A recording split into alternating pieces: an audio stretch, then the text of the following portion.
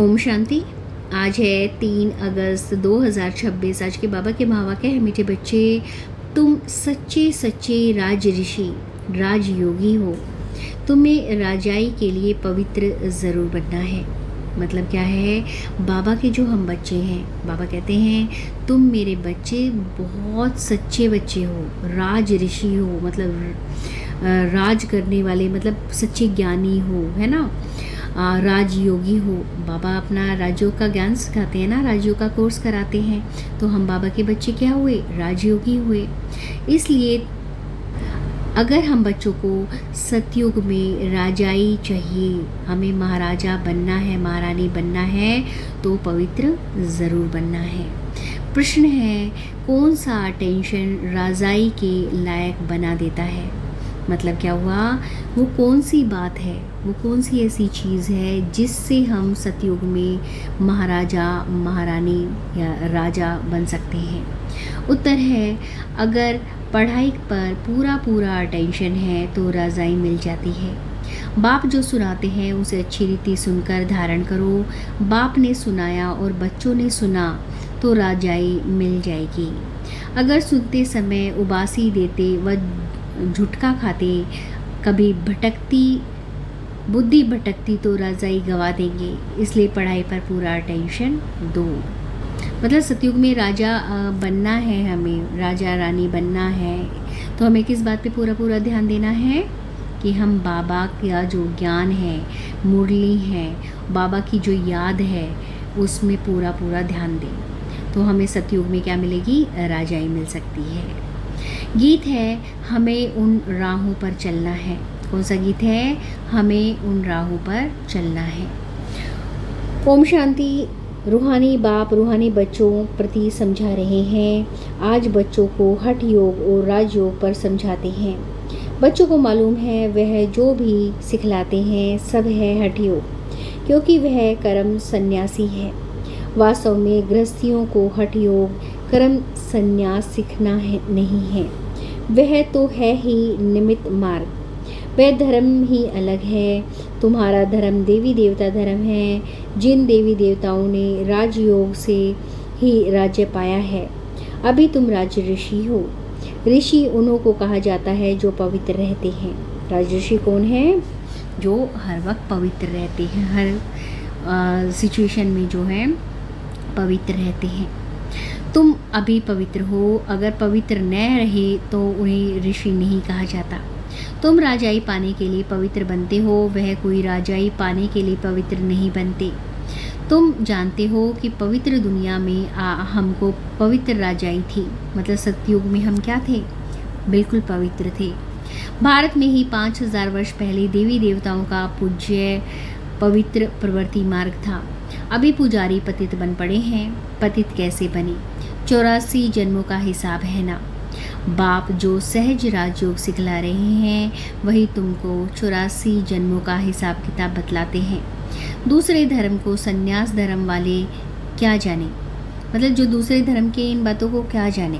बाबा कह रहे हैं यह है देवी देवताओं का प्राचीन धर्म, वह है पीछे वाला धर्म। जो पास्ट हो गए हैं उनको सन्यासी समझ ना सके।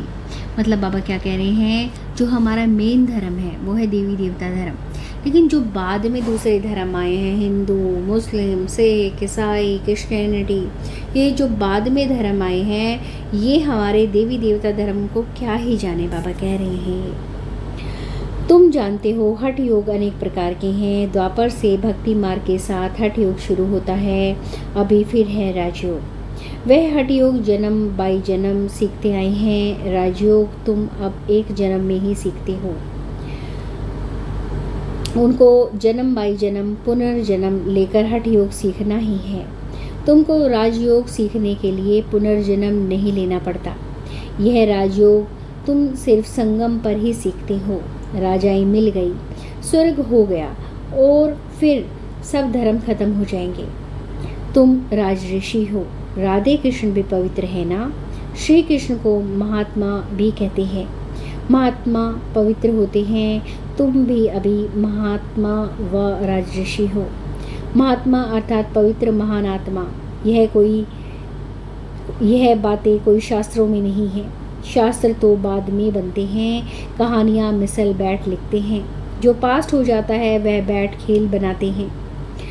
सच्चा तो नहीं है, मतलब सच तो इसमें से कुछ भी नहीं है। मतलब वो बाबा कह रहे हैं वो कहानियाँ ही हैं बस। अब आप बच्चों को प्रैक्टिकल में बताते हैं, उनकी सिर्फ हिस्ट्री बनाई है।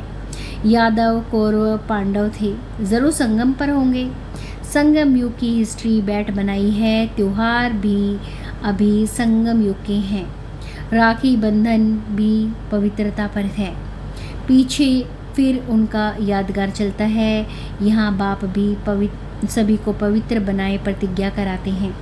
सिख लोग कंगन पहनते हैं, वह भी पवित्रता की निशानी है। हिंदू लोग जनेऊ पहनते हैं, वह भी पवित्रता की निशानी है, परंतु पवित्र रहते नहीं हैं। राखी बंधवाते हैं और थोड़े ही समझते हैं। आगे ब्राह्मण लोग राखी बांधते हैं। अभी बहन भाई को राखी बांधती है, वह खर्ची देते हैं। मतलब जब बहन भाई को जो है राखी बांधते हैं तो भाई क्या देता है, गिफ्ट देता है, खर्चा देता है ना, कोई ना कोई उपहार देता है, पैसे देते हैं भाई, है ना। यह सब अभी फैशन पड़ा है। मतलब अब तो ये फैशन की बात हो गई है, बाबा कह रहे हैं। वास्तव में यह है पवित्रता की बात। बाप कहते हैं बच्चे काम महाशत्रु है, वह ब्राह्मण लोग कोई ऐसा नहीं समझते हैं। अभी बेहद का बाप कहते हैं बच्चे प्रतिज्ञा करो, हम पवित्र बनेंगे, कभी विकार में नहीं आएंगे। बुलाते भी इसलिए हो कि आकर पतितों को पावन बनाओ। सतयुग त्रेता में कोई नहीं बुलाते, वह है ही राम राज्य, यह है रावण राज्य। राम राज्य में 5 विकार होते नहीं, यथा राजा रानी अथा प्रजा। अभी तुम बच्चे जानते हो हम बाबा से स्वर्ग की बादशाही ले रहे हैं। इस नर्क से जाना है ज़रूर। बाबा आया है पावन बनाकर स्वर्ग में ले जाने। फिर जो हम क्यों नहीं पावन बने? तो बाबा कह रहे हैं तो तुम क्यों नहीं पावन बनोगे, जब वो बाबा खुद ही लेने आए हैं। उन्हों के हठ योग तो अनेक प्रकार के हैं। जयपुर के म्यूज़ियम में जाकर देखो कितनी वैरायटी के हठ योगी हैं, हठ योगियों की। मतलब बाबा कहते हैं देखो, जाकर देखो जयपुर के म्यूज़ियम में कितनी वैरायटी है। जो हठ योगी जो थे उनकी कितनी जो है वैरायटी हैं। उनसे होता कुछ भी नहीं, सीढ़ी नीचे उतरते ही जाते हैं। बाप ने समझाया है भारत जब पतित बनता है, रावण का राज्य होता है, तो धरती हिलने लगती है। सोने के महल आदि सब नीचे चले जाते हैं।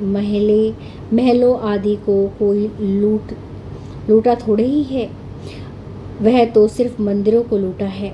कुछ जेवर सोना आदि ले गए हैं। जेवरों का सबसे जास्ती शौक तुमको है।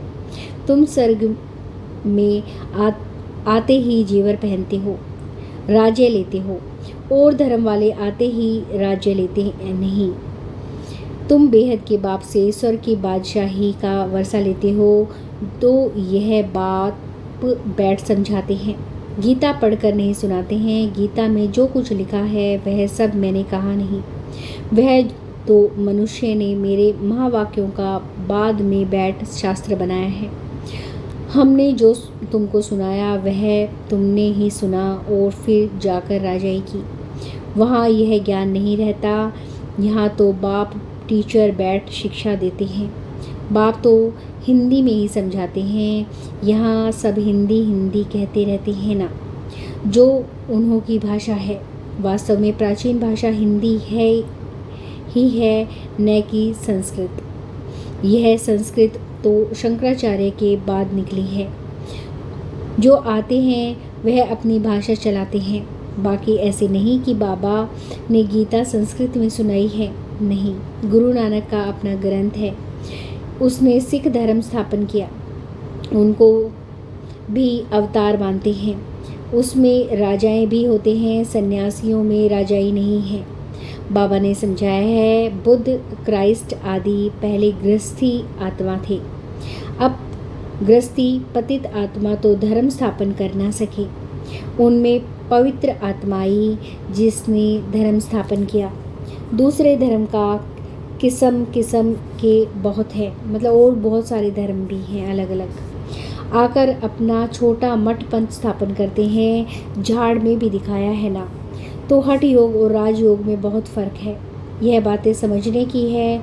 जिसको समझ में नहीं आती होंगी वह गुटखा खाते उबासी देते रहेंगे। मतलब आलकस में कुछ समझ में नहीं आता, देखते ना हम क्लास में, या कोई चीज़ जो बोरिंग होती है उसे समझ में नहीं आती, उबासी लेते रहते हैं। उन बच्चों को बाबा का जो ज्ञान है वो बोरिंग लगता है, लेकिन जो बाबा के बच्चे हैं उन्हें ये ज्ञान बोरिंग नहीं लगता है। यहाँ तो तुमको खजाना मिलता है, बड़ी भारी कमाई है, तुम रत्नों से झोली भरते हो तो यह आंखें खोलकर सुनना होता है। झुटके खाते रहेंगे तो बुद्धि आकर भटकती रहेगी तो वह राजधानी पा ना सकें। तुम हो राजऋषि, राजाई प्राप्त करने वाले। बाप राजधानी स्थापन करते हैं, श्री कृष्ण नहीं करते। श्री कृष्ण तो बाप का वर्षा लेते हैं। अब तुम्हारा बाप है निराकार, जिससे वर्षा ले रहे हो विश्व की बादशाही का। कौन है हमारे बाबा जिसे हम वर्षा ले रहे हैं? शिव बाबा। कितना तुम साहूकार बनते हो। यहाँ एक ही बाप आकर राजयोग सिखलाते हैं। सो भी घूमो फिरो, खाओ पियो, फिर बाप को याद करो। साहूकार ज़रूर अच्छी रीति खाएंगे, वह तो अभी कमाई का फल खाते हैं। मालपूड़ा खाओ या रोटी खाओ, याद करो बाप को।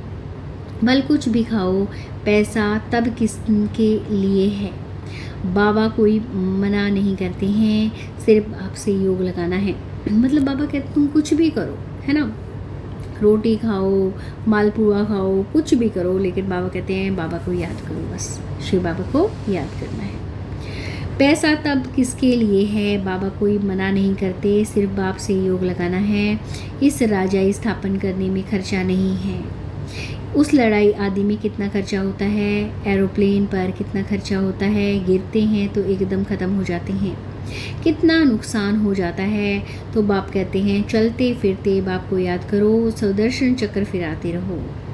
हमने 84 जन्म पूरे किए हैं, अब चले वतन की ओर। घर जाकर फिर आए राजाई करने, तुम एक्टर्स हो ना। वह बाइस्कोप तो 2-2.5 घंटा चलते हैं। यह बेहद का नाटक 5000 वर्ष चलता है। इनको मनुष्य ही जान सकते हैं। यह दुनिया है कांटों का जंगल, बड़े ते बड़ा कांटा है विकार का, जो आदि मध्य अंत दुख देते हैं। दूसरे नंबर का कांटा है क्रोध, उसकी निशानी यह महाभारत लड़ाई देखो। कोई बात में गुस्सा आया तो झट बॉम्ब शुरू होकर देंगे। अभी तो ऐसे ऐसे बॉम्ब्स बनाए हैं जो बात मत पूछो।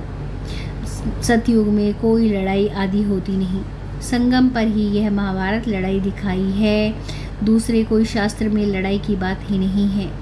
वहाँ तो सारे संसार के तुम मालिक रहते हो, लड़ाई की बात हो ना सके। मतलब सतयुग में कोई लड़ाई की बात नहीं होती किसी भी तरीके की।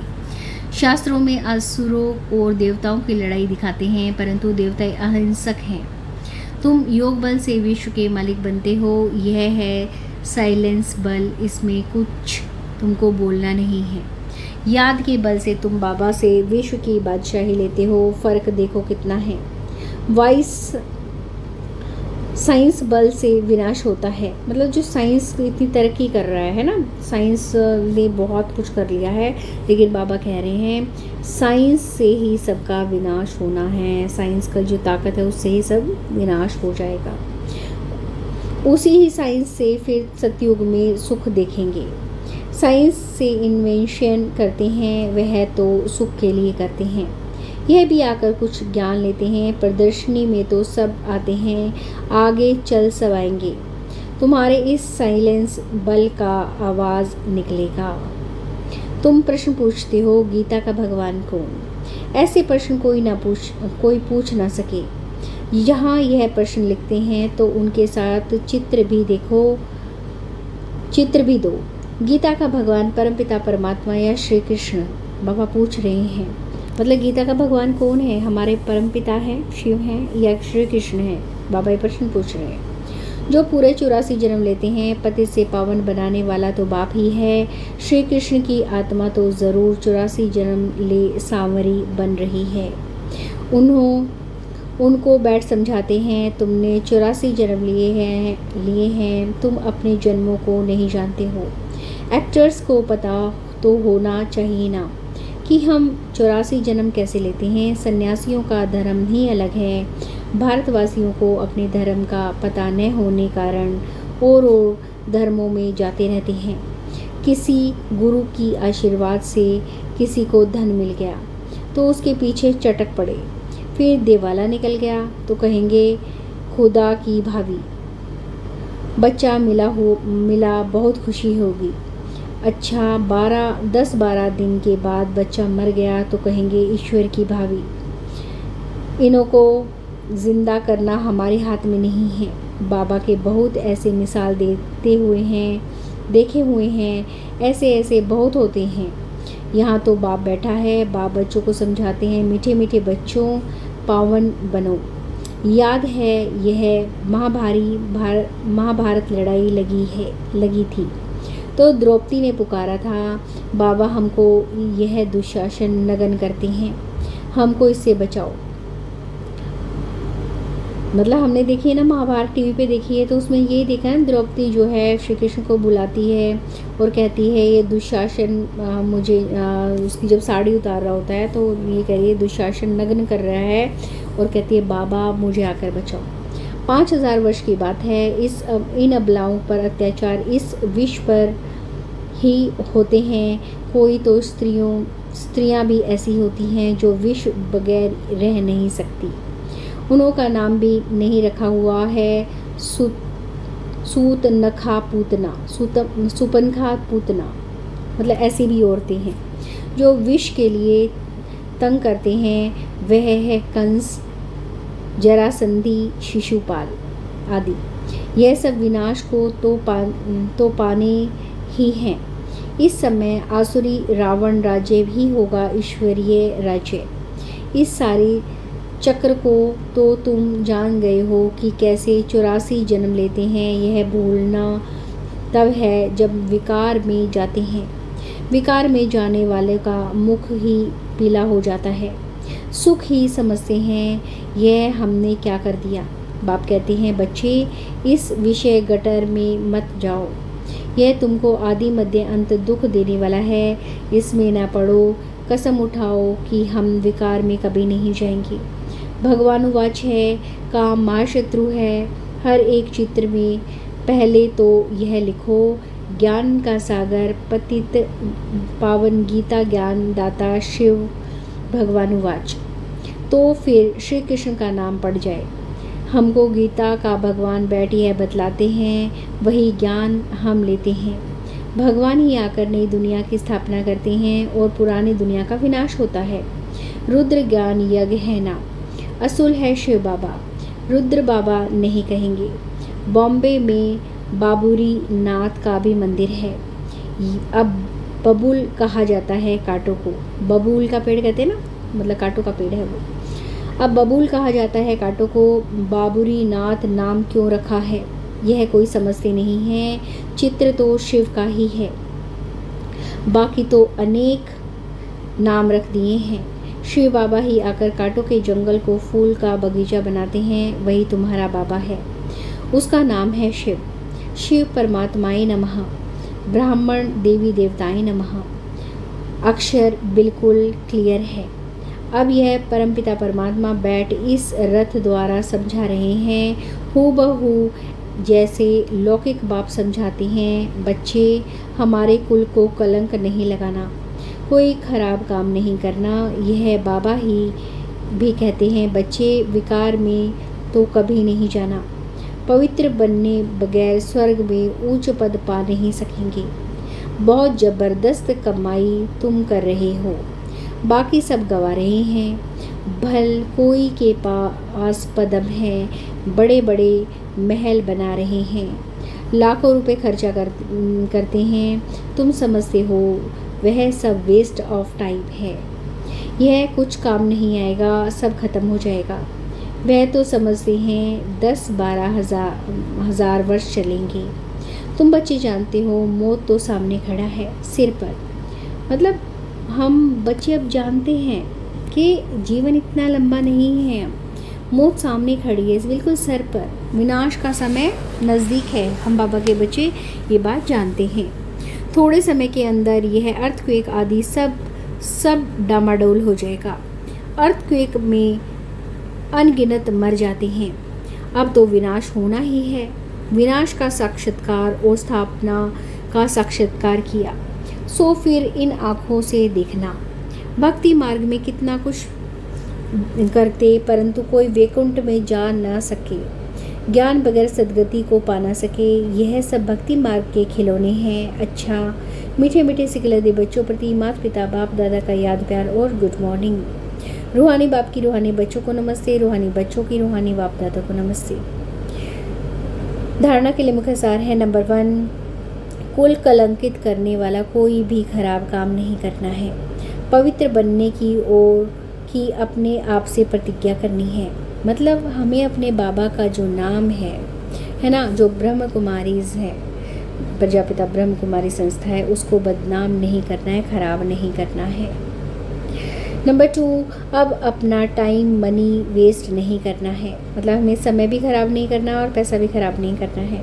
फूलों के बगीचे में चलने के लिए कांटे निकाल देने हैं। मतलब अगर हमें सतयुग में महाराजा महारानी बनना है तो इस वक्त जो है हमें बाबा को याद करना है और जो भी विकार है उन्हें हटा देना है। वरदान है, अलौकिक खेल और खिलौनों से खेलते हुए सदा शक्तिशाली बनने वाले अचल अडोल भव। अलौकिक जीवन में माया के विघ्न आना भी एक खेल है।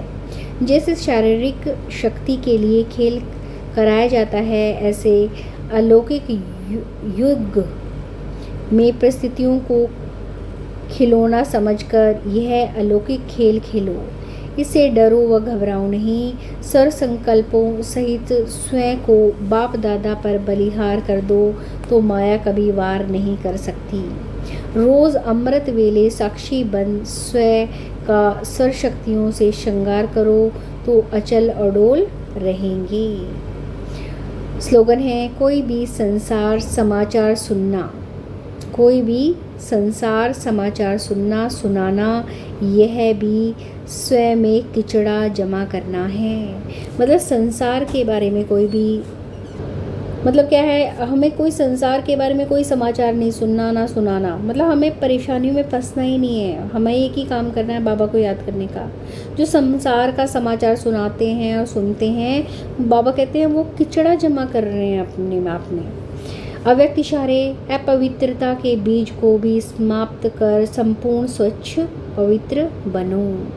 बाप दादा का मुख्य फरमान है, निरंतर याद में रहो और मन वाणी कर्म से पवित्र बनो। संकल्प में भी अपवित्रता व अशुद्धता न हो, इसको कहते हैं संपूर्ण पवित्र।